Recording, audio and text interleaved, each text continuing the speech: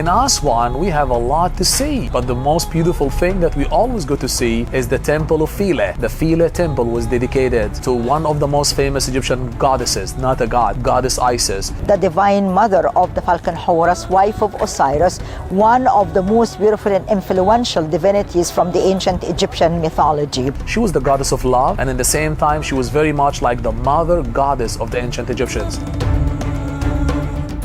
Temple of Philae is one of the most beautiful temples. The location is different, the temple is different, the carving are amazing. The Temple of Philae has been built during the Greek era. The Romans started to add new section, and the temple was one of the most strongholds against Christianity up until the 5th century AD, when the cult of Isis was still practiced in there.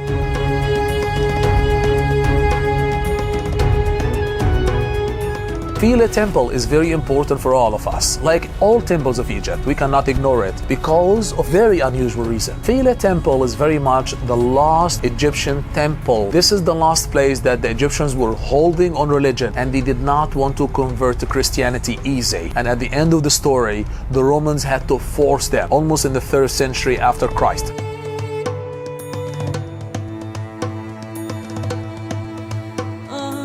On Philae temple, we have the last hieroglyphic text ever written in the history of Egypt.